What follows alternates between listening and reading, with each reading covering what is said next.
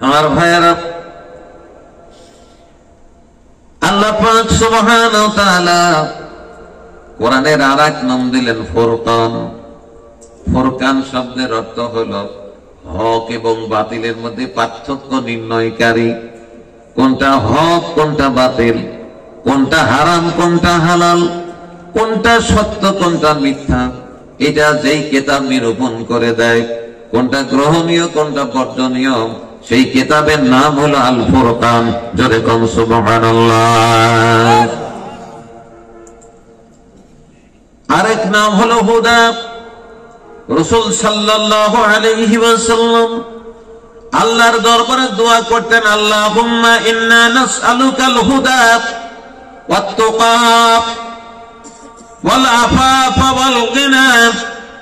বিশ্বনবী আল্লাহর কাছে দোয়া করতেন, আল্লাহ তুমি আমায় হেদায়েত দাও, 2 নম্বর তুমি আমাকে তাকওয়া দাও, 3 নম্বর হলো আমার গুনাহ মাফ করে দাও, 4 নম্বরে আল্লাহ তুমি আমায় দারিদ্র থেকে মুক্ত করে দাও, দারিদ্রতা থেকে মুক্ত করে দাও। এই 4টা জিনিস আল্লাহর কাছে বেশি বেশি করে চেয়েছেন বিশ্বনবী। দাসুরিয়া নওদাপাড়ার ভাইয়েরা, আমরা কি এই দোয়া জানি? জানি? একজনও জানে? একজনও না? শিখায় দেই। আল্লাহুম্মা পড়েন, আল্লাহুম্মা ইন্না নাসআলুকাল হুদা ওয়াত তুকা ওয়াল আফাফা ওয়াল গিনা। দেখছেন ছোট্ট দোয়া। এই দোয়া পড়েছেন বিশ্বনবী। কিন্তু বিশ্ব নবীর জন্য কি হেদায়েতের অভাব ছিল? চাইলেন কেন? আমাদের জন্য চাইলেন, কারণ আমার উম্মতেরা যেন এই দোয়া বেশি বেশি করে পড়ে। তাহলে আল্লাহ তাআলা তাকে হেদায়েতে রাখবেন, কেউ তাকে হেদায়েত থেকে দূরে সরাতে পারবে না। দুনিয়ায় বাদশা থাকবে, কবরে বাদশা থাকবে, কিয়ামতের ময়দানে তারা বাদশা থাকবে। বিনা হিসাবে আল্লাহর জান্নাতে পৌঁছে যাবে। জোরে কোন সুবহানাল্লাহ। আমরা জান্নাতে যেতে চাই তো সকলেই? কারা কারা যেতে চাই? 2 হাত উঁচু করে আল্লাহু আকবার বলেন তো দেখি। আল্লাহু আকবার। আল্লাহ কবুল করেন, সকলে বলেন আমিন। আর যারা বলেন আল্লাহুম্মা আমিন। আল্লাহু আকবার। আল্লাহ সব পারেন। যেখানে বসে আছেন, আজ থেকে 50 বছর আগে এই জায়গায় কি ঘর বাড়ি ছিল? খালি ঝোর ছিল, ঠিক কিনা বলেন? আর বাদ পাওয়া যেত এই এলাকায়। আল্লাহু আকবার। আল্লাহ এখন সেই জায়গায় নারায়ে তাকবীর দেওয়াচ্ছে আপনাদেরকে দিয়ে। পারেন না আল্লাহ? যারা বলেন আল্লাহ পারেন না? আল্লাহ সব পারেন। যিনি পারেন তিনি কে? আল্লাহ। আমার ভাইয়েরা, নবী সাল্লাল্লাহু আলাইহি সাল্লাম আরেকটি দোয়া পড়েছেন, আল্লাহুম্মা ইন্না নাসআলুকাল জান্নাতা ওয়া নাউযু বিকা মিনান নার। ও আল্লাহ তুমি আমাকে জান্নাত দান করো, আর জাহান্নাম থেকে তুমি আমাকে বাঁচাও। আল্লাহ আল্লাহ আমাদেরকে আরেকটা দোয়া শিখিয়ে দিয়েছেন কোরআন শরীফের মধ্যে, রব্বানা আতিনা ফিদ দুনিয়া হাসানাতাও ওয়া ফিল আখিরাতি হাসানাতাও ওয়া কিনা আযাবান নার। রব্বুল আলামিন আমাদের শিখালে, ও আমাদের রব, আমাদের রব কে? জোরে বলেন। আল্লাহকে আল্লাহ বলে আল্লাহ খুব খুশি হয়। কারণ হিন্দুরা তো আল্লাহকে আল্লাহ বলে না, ঠিক কিনা বলেন? খ্রিস্টানেরা আল্লাহকে আল্লাহ বলে না, বৌদ্ধরা আল্লাহকে আল্লাহ বলে না। আল্লাহকে কেবল আল্লাহ বলি আমরা, ঠিক কিনা বলেন? আমরা এই দাসরিয়ার মুসলমানেরা বলি, নওদাপাড়ার মুসলমানেরা বলি আল্লাহ। আমার ভাইয়েরা, আল্লাহ সুবহানাহু ওয়া তাআলা বিশ্বনবী মুহাম্মদুর রাসূলুল্লাহ সাল্লাল্লাহু আলাইহি ওয়াসাল্লামের মাধ্যমে যে কোরআন আমাদেরকে উপহার দিয়েছেন, এই কোরআনের মধ্যে আল্লাহ আমাদের শিখালেন, তোমরা বলো রব্বানা, হে আমাদের রব, আতিনা ফিদ দুনিয়া হাসানা, দুনিয়ায় আমাদের কল্যাণ দাও, আখিরাতে আমাদের কল্যাণ দাও, আর জাহান্নামের আগুন থেকে তুমি আমাদের নিষ্কৃতি দাও, কারণ জাহান্নামের আগুন এত ভয়াবহ হবে, একমাত্র লিডার, একমাত্র নবী মুহাম্মদুর রাসূলুল্লাহ যারা বলেন সাল্লাল্লাহু আলাইহি ওয়াসাল্লাম, তিনি মেরাজে গিয়ে দেখলেন জাহান্নামের আগুন কত ভয়াবহ আগুন। এই আগুনে কোনো মানুষ জ্বলতে পারবে না, কোনো মানুষ জ্বলতে পারবে না, কারণ ফেলানোর সঙ্গে সঙ্গে তার সব কিছু অগ্নিদগ্ধ হয়ে যাবে। শুধুমাত্র অন্তরটা বেঁচে থাকবে কাঠ কয়লার মধ্যে। লা ইয়ামুতু ফিহা ওয়ালা ইয়াহয়া, আল্লাহ বলেন মরবেও না বাঁচবেও না, এর মধ্যে চিৎকার করতে থাকবে আল্লাহ বাঁচাও বাঁচাও বলে চিৎকার করবে, কিন্তু কোনো লাভ হবে না, আল্লাহর জাহান্নাম এত কঠিন হবে। আমার ভাইরা, এই জন্য চোখের পানি ফেলে ফেলে নামাজের মধ্যে কাঁদতে হবে। রাসূল কেঁদেছেন, সাহাবায়ে কেরাম কেঁদেছেন, তাবেঈনগণ কেঁদেছেন, আল্লাহর কাছে হাত তুলে তুলে বলেছেন রব্বানা আতিনা ফিদ দুনিয়া হাসানাতাও ওয়া ফিল আখিরাতি হাসানাতাও ওয়া কিনা আযাবান নার। কেঁদেছেন নওদাপাড়ার মানুষেরা যদি কাঁদে 1500 বছর পরে, বিশ্ব নবী কেঁদেছেন 1500 বছর আগে। আমরা এখনো কাঁদি আল্লাহর বান্দা, বিশ্ব নবীর উম্মতেরা ঘরে বসে বসে, কারণ আল্লাহর কাছে যাওয়া লাগবেই, ধরা পড়তেই হবে, ধরা পড়া থেকে বাঁচার কোনো উপায় নাই, ঠিক কিনা বলেন? পাশেই নওদাপাড়ার গুরুস্থান না, একবারে কাছেই। আমি অনেকবার আসছি, মৌলানা খোদাবক্স খান সাহেবের স্ত্রী মারা গেল, গোলাম রব্বানী খান জোহরের মা, ওই জানাজাতেও আমরা এসেছিলাম। আমার ভাইয়েরা, ওই কবরে শুয়ে থাকবেন আধার ঘর, ঠিক কিনা বলেন? ঘরের কোন আলো নাই, জানালা নাই, দরজা নাই, কপাট নাই, কিছু নাই, বাঁশ দিয়ে বন্ধ করে দেওয়া হবে, মাটি দিয়ে চাপা দেওয়া হবে, ওইটা অন্ধকার জায়গা হবে। সাহাবায়ে কেরাম কাঁদলেন, ইয়া রাসূলুল্লাহ, ইয়া হাবিবাল্লাহ, ওই কবরে আলো পাওয়ার কি কোনো ব্যবস্থা নাই? নবীজি বললেন, যদি তোমরা দুইটা আমল করো তাহলে কবরের মধ্যে আলো পাবে, কিয়ামত পর্যন্ত অন্ধকার হবে না। সুবহানাল্লাহ বলবেন না? আপনাদের মন চাচ্ছে না যে হুজুর দুটো কোন তাড়াতাড়ি যে কবরের মধ্যে আলো পাওয়া যাবে? আমার ভাইয়েরা, কবরের মধ্যে আলো পাওয়া যাবে। নবীজি বললেন, দুইটা আমল যদি কোন নওদাপাড়ার নারী এবং পুরুষেরা করে। সাহাবারা বলেন, ইয়া রাসূলুল্লাহ, তাড়াতাড়ি বলেন আমল দুইটা কি? বিশ্বনবী বললেন, কোন মানুষ যদি বেশি বেশি করে কোরআন শরীফ তেলাওয়াত করে, তাকে কবরে শোয়ানোর সঙ্গে সঙ্গে কবরটা আলোকময় হয়ে যাবে। আস্তে কনকে সুবহানাল্লাহ। ডাল মে কুছ কালা হ্যায়, ওই ডাল মে কুছ কালা হ্যায়, তার মানে রোগ আছে, বোঝা যাচ্ছে নাকি? কাম জানেন তো, কোরআন শরীফ পড়া জানেন তো? জানেন তো সকলে? নওদাপাড়ার গরু কি কোরআন শরীফ পড়া জানে? আপনারা কি জানেন? সবাই জানেন? তো আপনারা যদি না জানেন, গরু জানে না, তাহলে কি সমান সমান? তাহলে কি সমান সমান, ঠিক কিনা বলেন? হুজুর আমাদের একবারে গরুর সমান বানা দিল। আমি তাও সমান সমান দিলাম, আল্লাহ তাও দেয় নাই। আল্লাহ বলেন, বাল হুম আদাল, তারা গরুর চাইতেও নিকৃষ্ট। আমার ভাইয়েরা, এ কোরআনে কারীম আমাকে হেদায়েতই শুধু দেয় না, এই কোরআনে কারীম আমার কবরের মধ্যে আলো জ্বালাইয়া দেয়। 2 নম্বর, সাহাবায়ে কেরাম বলেন, ইয়া রাসূলুল্লাহ, ইয়া হাবিবাল্লাহ, আর কোন আমল আছে যে আমল করলে কবরের মধ্যে আল্লাহ আলো জ্বালিয়ে দেবেন? রাসূল বলেন, কোন ব্যক্তি যদি মধ্যরাতে ওযু করে যদি যায় নামাজে দাঁড়ায়, 2 রাকাত তাহাজ্জুদের নামাজ পড়ে যদি আল্লাহর কাছে কাঁদে, ওই বান্দার কবরের মধ্যে আল্লাহ তাআলা অন্ধকার দূর করে আলোকময় করে দিবেন। তাহলে বুদ্ধি পাওয়া গেল নাকি বলেন? আজকে থেকে আমরা সব কোরআন শরীফ পড়া শিখবো। রাজি আছেন তো সকলে?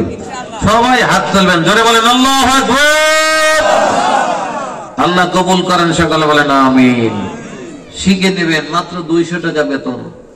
মক্তব বানাবেন অন্ধকারে এই মসজিদে। সন্ধ্যাবেলায় ইমাম সাহেব আছেন আপনাদের, ইমাম সাহেবকে বলবেন, ইমাম সাহেব আমাদেরকে আধা ঘন্টা সময় দেন। বেতন মাসে 200 টাকা। মাসে কত? মাত্র 200 টাকা। 10 জন হলে কত হয়? 2000 টাকা ইমাম সাহেবকে দিবেন, নাহলে মুয়াজ্জিন সাহেবকে দিবেন।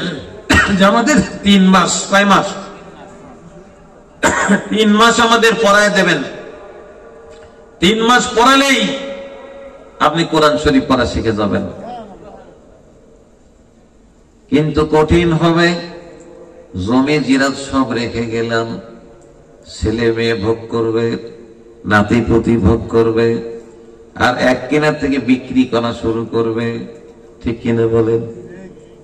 দাসুরিয়ার বাজারে গিয়ে ইলিশ মাছ সবচাইতে বড় যেটা, নাকের মধ্যে বর্ষি লাগাবে, বাড়ির দিকে টেনে নিয়ে যাবে।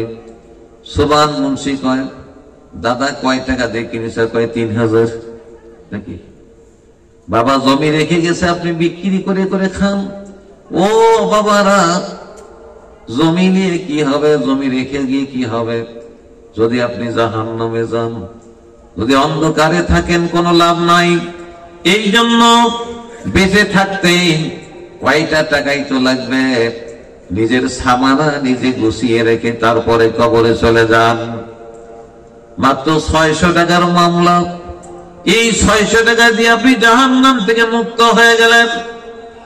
আমার ভাইয়েরা, কোরআন শরীফ যদি পড়া শিখে যান, আপনি বড় নিয়ামত পেলেন আল্লাহর কাছ থেকে। কারণ আপনার বাবা যখন মৃত্যু শয্যায় শায়িত, আপনি যদি কোরআন শরীফটা নিয়ে মাথার কাছে, মা এবং বাবা যেই হোক না কেন, মৃত্যু শয্যায় শায়িত মাথার কাছে বসে বসে যদি কোরআন শরীফ তেলাওয়াত করেন, ইয়াসিন ওয়াল কুরআনিল হাকীম,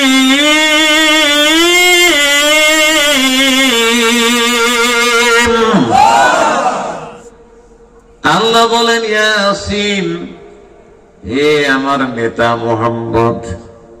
আল্লাহ নেতা বলে ডাকলেন মুহাম্মদ সাল্লাল্লাহু আলাইহি ওয়াসাল্লাম কি, ওয়াল কুরআনিল হাকীম, কসম বিজ্ঞানময় কোরআনের কসম, ইন্নাকা লামিনাল মুরসালিন, নিশ্চয় আপনি নবীদের অন্তর্ভুক্ত।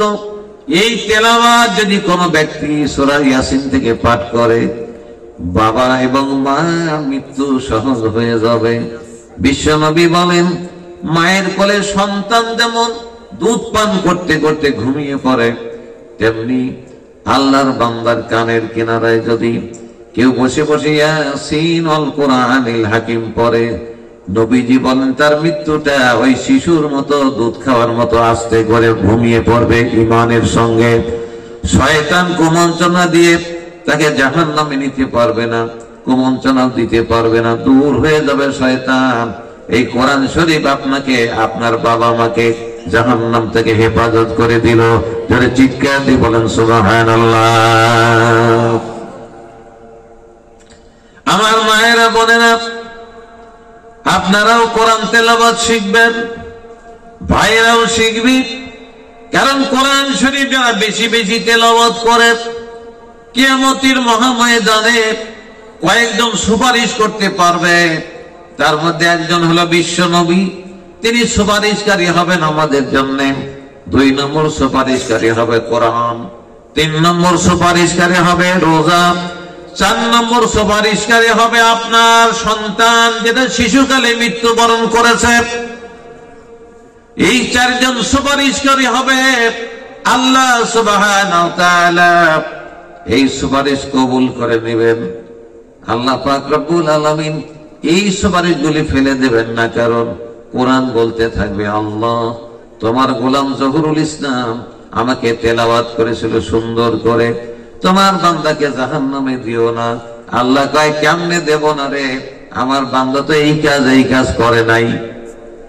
কোরআন আল্লাহ কিচ্ছু শুনি না, তোমার গোলামকে জান্নাত দিয়ে দাও। যতক্ষণ পর্যন্ত জান্নাতে না দিবা ততক্ষণ পর্যন্ত ঝগড়া করতেই থাকবো, আমি ঝগড়া থামাবো না। জোরে চিৎকার দিয়ে বলেন আল্লাহু আকবার। আর জোরে হয় না আল্লাহু আকবার, আর জোরে বলেন আল্লাহু আকবার। আল্লাহ পাক রব্বুল আলামিন ওই কোরআন তেলাওয়াতকারীর মাধ্যমে, কোরআন তেলাওয়াত করার ফজিলত হিসাবে কোরআন তার জন্য সুপারিশকারী হবে। যতক্ষণ পর্যন্ত আল্লাহ তাকে জাহান্নাম থেকে মুক্তির ঘোষণা না দেবে ততক্ষণ পর্যন্ত কোরআন তার জন্য সুপারিশ করতেই থাকবে। রোজা দাঁড়িয়ে যাবে, আল্লাহ জিজ্ঞেস করেন তুমি আবার কে? রোজা বলবে আল্লাহ আমি রোজা, আমি সিয়াম। তো তুমি আবার দাঁড়ালে কেন? আল্লাহ তোমার এই গোলাম, তোমার এই বান্দা, তোমার এই বান্দি আমাকে পালন করেছিল সবে সাদেক থেকে শুরু করে সন্ধ্যা পর্যন্ত, সঠিকভাবেই পালন করেছিল। আল্লাহ তোমার এই বান্দা বান্দিকে তুমি জাহান্নামে দিও না, তোমার বান্দার বান্দিকে জাহান্নামে দিও না।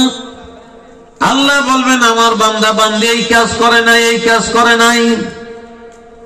রোজা বলতে দেবে আল্লাহ যতক্ষণ পর্যন্ত তুমি তোমার বান্দাকে মাফ না করে দেবে ততক্ষণ পর্যন্ত আমি ঝগড়া করতেই থাকবো, ঝগড়া থামাবো না।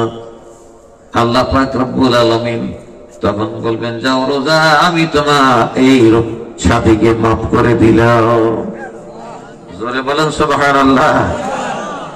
ছোট্ট শিশু এসে দাঁড়িয়ে যাবে, মায়ের কোলে 10 দিন ছিল, 10 দিন পরেই মৃত্যুবরণ করে চলে গেল।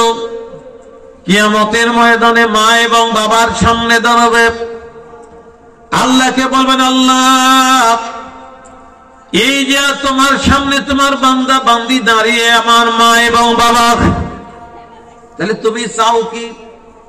বাচ্চা শিশু বলবেন আল্লাহ আমার মা এবং বাবাকে তুমি মাফ করে দাও। যতক্ষণ পর্যন্ত তুমি মাফ না করবে ততক্ষণ পর্যন্ত আমি তোমার সঙ্গে ঝগড়া করতেই থাকবো। সুবহানাল্লাহ বলুন। এই জন্য ভাইয়েরা, মায়েরা, বোনেরা, ছোট্ট শিশু যদি মারা যায় তাহলে দোয়া পড়তে হয় ইন্না লিল্লাহি ওয়া ইন্না ইলাইহি রাজিউন। এরপরে বলতে হয় আলহামদুলিল্লাহ। কি বলতে হয়? কিন্তু আমরা কি বলি আলহামদুলিল্লাহ? আমরা খালি কাঁদি, ঠিক কিনা বলেন? আর আল্লাহকে দোষারোপ করি। মায়ের আল্লাহকে দোষারোপ করে বলে আল্লাহ আর কারো চোখে দেখে না, ঠিক কিনা বলেন? আমারটাই চোখে দেখলো। মায়েরা খবরদার, এই ভাষা ব্যবহার করা জায়েজ নাই, এই ভাষা ব্যবহার করা হারাম। আল্লাহর শুকরিয়া আদায় করা লাগবে, আলহামদুলিল্লাহ বলা লাগবে। মালাকুল মউত যান কবজ করে আল্লাহর কাছে নিয়ে যান। আল্লাহ জিজ্ঞেস করেন আমার বান্দাকে দান কবজ করলে তার মা বাবাকে কিছু বলে নাই? মালাকুল মউত বলেন হ্যাঁ আল্লাহ বলেছে ইন্না লিল্লাহি ওয়া ইন্না ইলাইহি রাজিউন বলেছেন। আর কিছু বলে নাই? বলে হ্যাঁ আলহামদুলিল্লাহ বলেছে। আল্লাহ পাক জিবরাইল আমিনকে বলেন যাও জান্নাতের ফেরেশতা রিদওয়ানকে বলে দাও জান্নাতের মধ্যে একটা ঘর বানাক আমার বান্দা বান্দির জন্য, যেই ঘরটার নাম হবে বাইতুল হামদ। ঘরের নাম কি? বাইতুল হামদ। ছোট্ট একটা ইবাদত, ছোট্ট একটা আমল। এইটা করার কারণে সন্তান গেল, মা গেল, বাবা গেল, ভাই গেল, বোন গেল, কারো স্বামী গেল, কারো স্ত্রী গেল। কিন্তু যদি কেউ আমরা আলহামদুলিল্লাহ বলি, আল্লাহর শুকরিয়া আদায় করি, আল্লাহ জান্নাতের মধ্যে আমাদের জন্য একটা ঘর নির্মাণ করে দেন। জোরে কোন সুবহানাল্লাহ, আর জোরে কোন সুবহানাল্লাহ। আমার ভাইয়েরা, আমাদের যা কিছু সব দিয়েছেন কে? জোরে বলেন কে?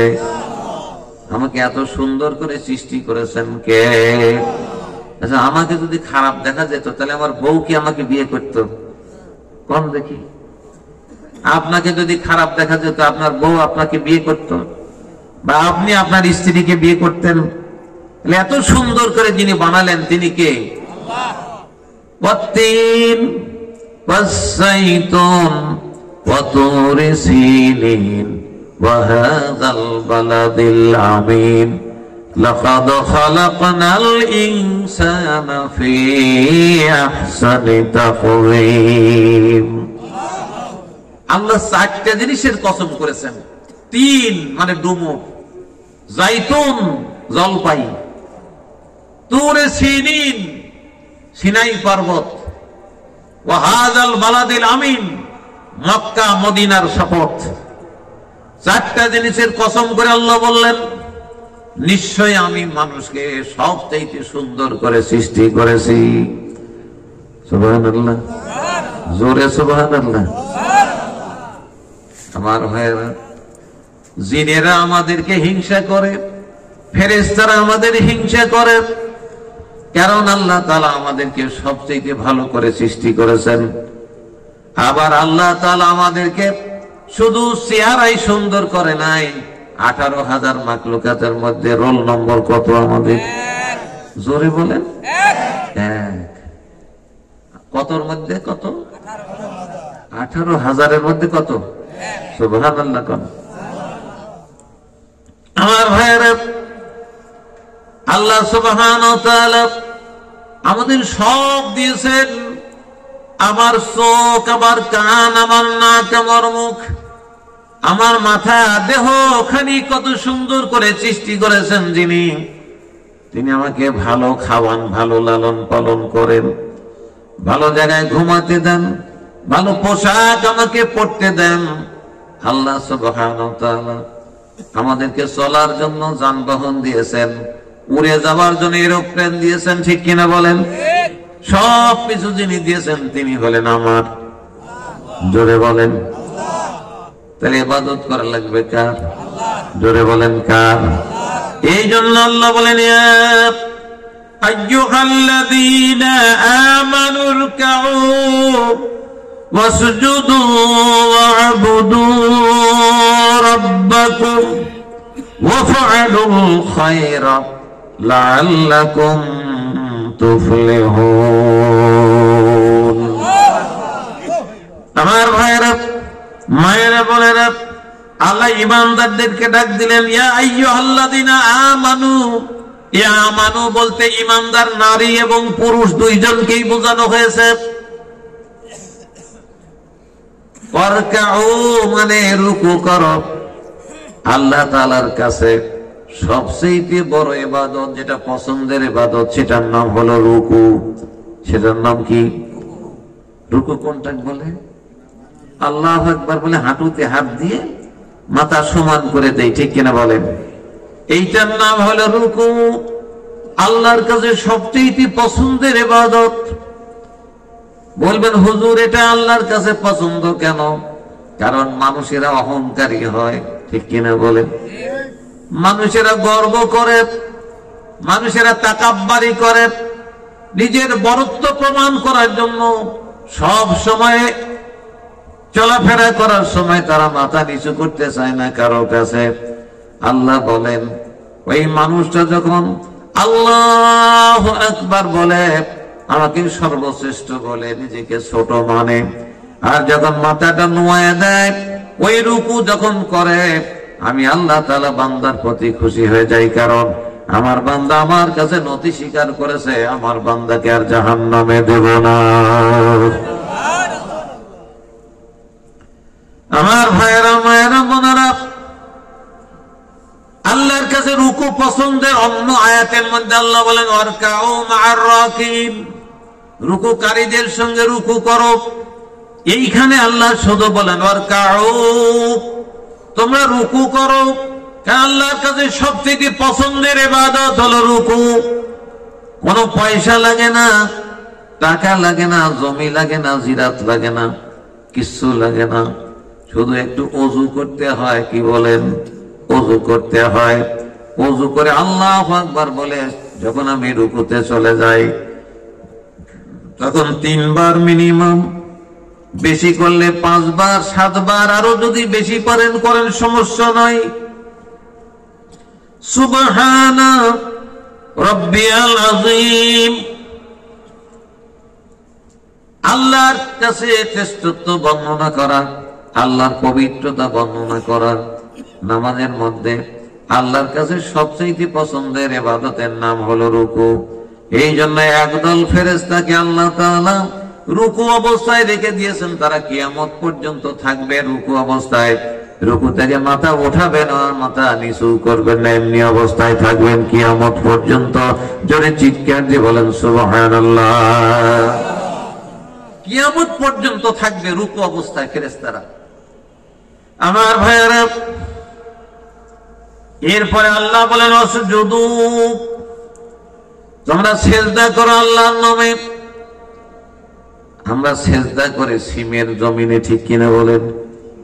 যেখানে জায়গা পাই সেখানেই সিজদা করি। মসজিদে সিজদা করি, মাদ্রাসার বারান্দায় সিজদা করি, জমির আইলের মধ্যে গামছা পেরে সিজদা করি। নবী সাল্লাল্লাহু আলাইহি সাল্লাম ছাড়া অন্য কোন উম্মতের জন্য এটা জায়েজ ছিল না।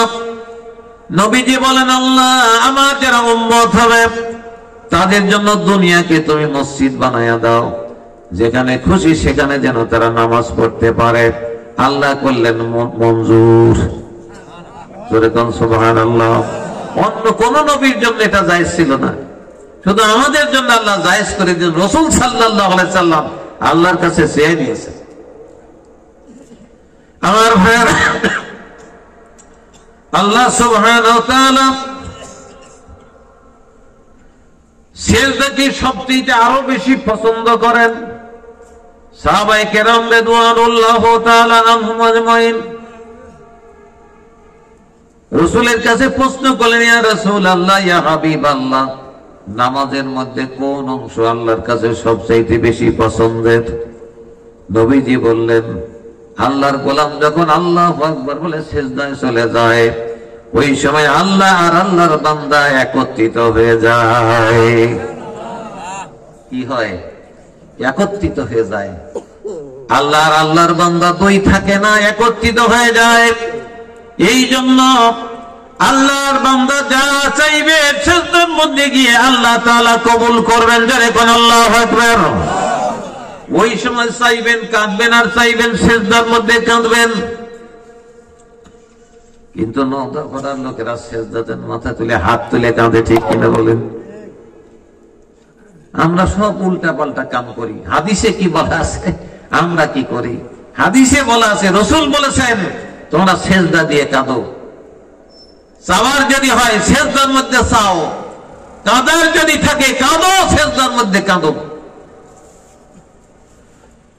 আমার ভাইয়েরা, আমাদের কাছে অনেক লোক পানি নিয়ে আসে, হুজুর আমার ছেলে মেয়ে হয় না, একটু দোয়া করে দেন। আমার ভাইয়েরা, ওযু করেন, রাত 12টার পরে যায় নামাজে দাঁড়ান। স্বামী একদিকে, স্ত্রী একদিকে দাঁড়ান। দুইজনই সিজদা দিয়ে 2 রাকাত, 4 রাকাত, 6 রাকাত, 10 রাকাত, 12 রাকাত, যে যেমনি পারেন নামাজ পড়ে সিজদায় পড়ে যান। দুইজন কাঁদেন আল্লাহর কাছে, আল্লাহ তোমার তো কিছু অভাব নাই, তুমি তো গানিউল হামিদ। আল্লাহ পাক তোমার অভাব নাই, তুমি হলো অভাব মুক্ত। আল্লাহুস সামাদ, আল্লাহ তুমি অভাব মুক্ত। আল্লাহ তোমার অভাব নাই, তোমার ভান্ডারে কিছু অভাব নাই। আল্লাহ আমাকে একটা সন্তান দিয়ে দাও, আমরা সন্তানহীন তোমার গোলাম, একটা সন্তানের জন্য পাগল আমার স্ত্রী। আল্লাহ তোমার ভান্ডার থেকে তোমার পক্ষে আমাকে একটা সন্তান দিয়ে দাও। 1 দিন নইলে 2 দিন নইলে 3 দিন, 4 দিনের মাথায় আল্লাহ কবুল করবেন, কোন সন্দেহ নাই। চাওয়ার মতো চাইতে হবে। কিন্তু নওদা পাড়ার ভাইরা বলেন তো দেখি, আমরা নামাজ কেমনে পড়ি? মুরগি যেমন চাল খায়, ঠিক কিনা বলেন? না কেমন করে পড়েন? মুরগি যেমন চাল খায়, ঠোকা ঠোক ঠোকা ঠোক, মাথা ওঠায় ঠিক মতো সোজা হয় না, আবার মেরে দেয় নাকি? এরকম সেজদা দিলে আল্লাহ নামাজ তো কবুল করবেনই না। নবীজি বলেন ফেরেশতারা নামাজের পাশে যারা থাকেন ওরা ওই ইবাদত পুটলা পুটলি দিয়ে নামাজের মুখের মধ্যে নিক্ষেপ করে চলে যায়। আমার ভাইয়েরা, আমরা নামাজ পড়ি, সেজদা করি মসজিদে, জোরে বলেন ঠিক কিনা? সেজদার জায়গার নাম হলো মসজিদ। এই মসজিদে আমরা সেজদা করি। পৃথিবীর সবচেয়ে শ্রেষ্ঠ জায়গার নাম হলো মসজিদ, সবচেয়ে খারাপ জায়গার নাম হলো বাজার, ঠিক কিনা বলেন? চায়ের দোকানে বসে খালি বলবেন এই অমুক মাওলানা সে খারাপের খারাপ, দেখবেন সব আপনার পক্ষে হয়ে যাবে, ঠিক কিনা বলেন? হ্যাঁ চাচা তুমি ঠিকই কইছ। হ্যাঁ লাগিয়ে গেল, দেখেন ওই হুজুরের পিছনে লেগে গেল। আপনাদের এই ঈশ্বর দিতে একজন দাসুরিয়া অনেক বড় মাপের একজন আলেম ছিলেন, চেনেন? নাম চেনেন? মাওলানা আতাউর রহমান, গোল্ড মেডেলিস্ট, কলকাতা আলিয়া মাদ্রাসা ফার্স্ট ক্লাস ফার্স্ট, অনেক বড় মাপের আলেম। আল্লাহু আকবার, আল্লাহ তাকে জান্নাত নসিব করেন। আরেকজন মাওলানা খোদাবক্স খান, এই নওদাপাড়ারই তো মানুষ নাকি? না ঈশ্বরদীর মানুষ। নওদাপাড়ায় বিয়ে করছিল না, শ্বশুর বাড়ি। হ্যাঁ শ্বশুর বাড়ি, অনেক বড় আলেম, অনেক অনেক বড় আলেম। আল্লাহ তাআলা আমি আমার খুব ঘনিষ্ঠ জন ছিলেন, আমরা একসাথেই চলাফেরা করেছি দীর্ঘদিন। আমি যখন মানে ছাত্র জীবন শেষ করলাম তখন ওনাদের পাশে গিয়ে দলে ভর্তি হয়ে গেল ওনার পাশে। উনি আমাকে এত আপনার স্নেহ করতেন, বলতেন মাওলানা নামাজ পড়ায় দেন। আমি ইমাম আর ওই মুরব্বীরা হলো ছাত্র মুসল্লি, অনেক বড়। আমি জিজ্ঞাসা করতাম মাঝে মধ্যে যে ভাই এত কোথায় পড়া শিখলেন? বলে আমি এক একটা বই কোনটা 60 বার কোনটা 70 বারও পড়েছি। সুবহানাল্লাহ। রাজশাহী ইউনিভার্সিটিতে সুদের উপরে বক্তব্য দিলাম 1 ঘন্টারও বেশি। আলোচনা শেষ হয়ে গেল, তখন ইউনিভার্সিটির বড় বড় পিএইচডি ধারী বড় বড় পণ্ডিতেরা বলল হুজুর বলল না, স্যার বলল, স্যার কোন ইউনিভার্সিটিতে পড়াশোনা করেছেন? আমি তখন কি কব, লজ্জায় মাথা নিচু হয়ে গেল। আমি তো কোনোদিন হাই স্কুলও পাস করি নাই, কি কব? বললাম যে কোন জায়গায় পড়েছি ভাই, একটু কি তেল মারি 5 কাটায় চলে যাওয়ার। এই ঈশ্বর দিতে এত বড় বড় মানুষ আল্লাহ তাআলা জন্ম দিয়েছিলেন। মাওলানা নাসিরউদ্দিন, মাওলানা ইসমাইল হোসেন, অনেক বড় বড় আলেম আল্লাহ তাআলা আপনাদেরকে উপহার দিয়েছিলেন। আল্লাহর বান্দারা বান্দিরা, আসুন আমরা আল্লাহর কাছে সবচাইতে যেটা পছন্দের ইবাদত, রাসূল বলে দিলেন বান্দার বান্দি যখন সিজদা করে সুবহান রাব্বিয়াল আলা বলেন, তখন আল্লাহ আর বান্দা একসঙ্গে কাছাকাছি হয়ে যায়। কোন এক যুদ্ধের ময়দানে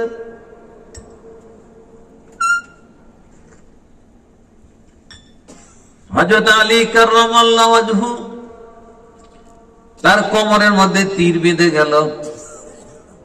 সাহাবায়ে কেরাম টানাটানি শুরু করলেন, তীরটা খুলতে পারেন নাই। ধরাধরি করে বিশ্ব নবীর সামনে নিয়ে গেলেন। নবীজি বলেন, ইয়া রাসূলুল্লাহ, তীর খোলা গেল না হুজুর, তীর খোলার বুদ্ধি কি? রাসূল বলেন, পানি দিয়ে ওকে ওযু করাও। হযরত আলীকে ওযু করানো হলো। তারপরে তিনি জায়নামাজে দাঁড়িয়ে গেলেন। আল্লাহু আকবার বলে জায়নামাজে দাঁড়ালেন। কিছুক্ষণ যাওয়ার পরে বিশ্ব নবী বলেন, সাহাবীরা এবার তোমাদের গায়ে যার যতটুকু শক্তি আছে তীরটা টান দিয়ে খুলে দাও। সাহাবায়ে কেরাম সত্যি 3টা টান মারলেন, ফিনকি দিয়ে রক্ত ছুটে বের হলো। হযরত আলী কাররামাল্লাহু ওয়াজহু নামাজের মধ্যে দাঁড়িয়ে আছেন, কোন হুঁশ নাই, আল্লাহর প্রেমে মগ্ন হয়ে আছেন, আল্লাহর গোলাম। এই জন্য নামাজ যখন পড়বেন তখন ধ্যান মগ্ন থাকবেন এক আল্লাহর দিকে। আল্লাহর বান্দার মধ্যে কোনো পার্থক্য থাকে না। আল্লাহর বান্দা একাকার হয়ে যায়, ওই বান্দার জন্য জাহান্নাম হারাম হয়ে যায়। সুবহানাল্লাহ। আমার ভাইয়েরা, তিন নম্বর আল্লাহ বললেন ওয়াবুদু রাব্বাকুম, আর তোমরা তোমার রবের ইবাদত করো। ইবাদতের দুইটা অর্থ হতে পারে, একটা হলো ইবাদত করা, আর একটার নাম হলো আল্লাহর গোলাম হয়ে যাওয়া। আল্লাহর গোলাম হয়ে যাও, তোমাদের রবের গোলাম হয়ে যাও, অথবা তোমার রবের ইবাদত করো যেইভাবে, যেই থিওরিতে, যেই নিয়মে তিনি ইবাদত করতে বলেছেন সেইভাবে করো। এর বিপরীত দিকে যাওয়ার কোনো সুযোগ নাই, বেশিও নয় কমও নয়। ফজরের নামাজ 4 রাকাত, 4 রাকাতই পড়ো, এর বেশি পড়ার চেষ্টা করো না। এটার নাম হলো ইবাদত। ইবাদত মানে হচ্ছে আল্লাহ যা বলেছেন তার বাইরে না যাওয়া, এটার নাম ইবাদত। আর যদি বাইরে চলে যান তাহলে আর ইবাদত হলো না, তখন সীমা লঙ্ঘন হয়ে গেল। আমার ভাইয়েরা, এই জন্য আল্লাহ সুবহানাহু ওয়া তাআলা সূরা বাকারা 21 নম্বর আয়াতের মধ্যে বলেন ইয়া আইয়ুহান নাসু উবুদু রাব্বাকুমাল্লাযী খালাকাকুম ওয়াল্লাযীনা মিন ক্বাবলিকুম লাআল্লাকুম তাত্তাকুন।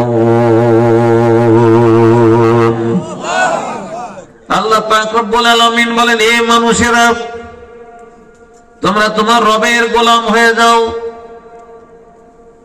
কারণ তিনি তোমাদেরকে সৃষ্টি করেছেন। তোমার বাপ দাদা শ্রদ্ধ পুরুষ সবগুলিকে তিনি সৃষ্টি করেছেন। এই জন্য গোলাম হতে হবে কার? ধরে বলতে হবে, গোলাম হতে হবে কার? আল্লাহর গোলাম হতে হবে। যদি আমরা আল্লাহর গোলাম হয়ে যাই তাহলে আমার কোনো চিন্তা নাই। লা খাউফুন আলাইহিম ওয়ালা হুম ইয়াহজানুন। আল্লাহ বলেন, দুনিয়ায় তোমাদের কোনো ভয় নাই, কবরে তোমাদের কোনো চিন্তা নাই। কবর তোমাকে ধরবে না, কারণ কবর আল্লাহর কথা শোনে। জোরে বলেন, কার কথা শোনে? আমি কার কথা শুনি? তাহলে আমিও আল্লাহর কথা শুনি, কবরও আল্লাহর কথা শোনে, কারণ দুইজনই এক দলের লোক। ঠিক কিনা বলেন? কয়েকদিন আগেই একজন শাসক আমাদের বাংলাদেশে ছিল, নাম কি? হাসিনা। তার দলের যদি লোক হয়, দাসুরিয়ায় বাড়ি, অস্ত্র দিয়ে একজনে গুলি করে মেরে ফেলে দিচ্ছে। ঈশ্বরদীর থানার পুলিশ এসে ধরে নিয়ে গেল। এই আসনের যিনি এমপি, তাকে খবর দেওয়া হলো যে আপনার লোক, দলের লোক পুলিশ ধরে নিয়ে গেছে। উনি খালি কি বলবেন? হ্যালো ওসি সাহেব, আমার দলের লোক ধরিস, ওকে ছাড়িয়ে দাও। বলে, স্যার অস্ত্র সহ ধরেছি। বলে, অস্ত্র সহই ছাড়িয়ে দাও নাকি? কারণ দল কয়টা? একটা। ওই এক দলের লোক দুইজনই, এই জন্য তাকে ছেড়ে দাও। কবর আল্লাহর কথা শোনে, আমিও আল্লাহর কথা শুনি, তাহলে কয় দলের লোক? এক দলের লোক। কবর আপনাকে অসম্মান করবে না, কারণ আপনি আল্লাহর কথা শোনেন, কবর আল্লাহর কথা শোনে। ভয়ের কারণ নাই। লা খাউফুন আলাইহিম ওয়ালা হুম ইয়াহজানুন। রব্বুল আলামিন বলেন, ভয় নাই।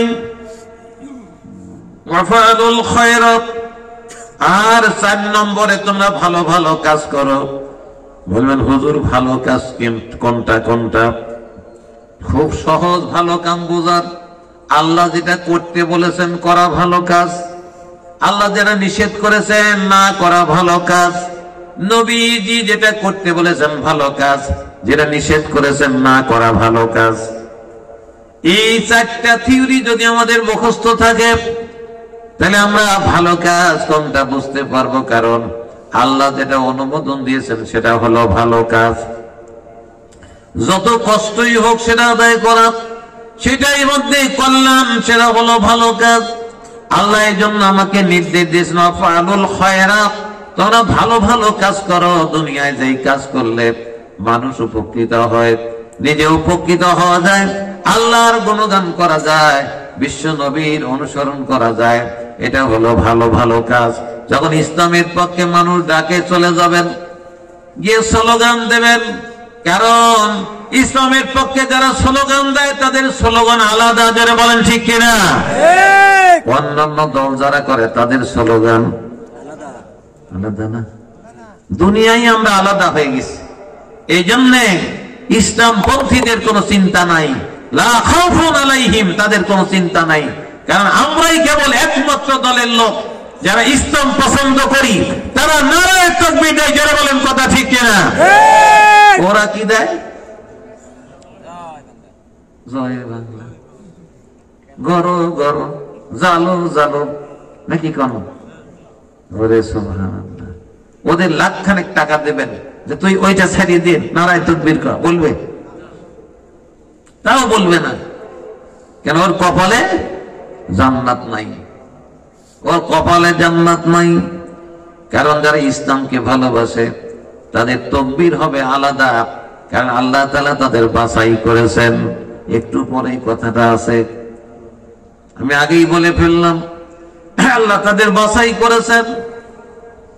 আমরা যেন সেই বাছাই থেকে বাদ না পড়ে যাই, ঠিক কিনা বলেন? আমরা যেন সাবধানে থাকি, আল্লাহর বাছাই করা থেকে যেন আমরা বাদ না পড়ি। আমরা নারায়ে তাকবীর দিতে থাকবো যতদিন বেঁচে থাকবো, জোরে বলেন ঠিক কিনা। দিবেন তো তাকবীর ততদিন? আমার সঙ্গে দেন তো দেখি, নারায়ে তাকবীর, নারায়ে তাকবীর, আল্লাহু আকবার। দিন ইসলাম, দিন ইসলাম জিন্দাবাদ, জিন্দাবাদ। কোরআন সুন্নাহর আলো সংসদে জালো, আমার নেতা তোমার নেতা বিশ্বনবী মুস্তাফা, ইসলাম ছাড়া অন্য কিছু মানি না, মানব না। নারায়ে তাকবীর, আল্লাহু আকবার, আল্লাহু আকবার। এই তাকবীর হলো ইসলামের তাকবীর। কার তাকবীর? ইসলামের। কোনে যায় নাটক, কেবলই নারায়ে তাকবীর দিছে। এক যুবক দাঁড়ায় বলে, হুজুর এটা তো জামাত ইসলামের তাকবীর। এটা কি জামাত ইসলামের তাকবীর না মুসলমানদের তাকবীর? এটা মুসলমানদের তাকবীর। এই তাকবীর বদরের প্রান্তরে সাহাবায়ে কিরাম দিয়েছিলেন, এই তাকবীর উহুদের প্রান্তরে মুসলমানরা দিয়েছিলেন, কারবালার প্রান্তরে দিয়েছিলেন।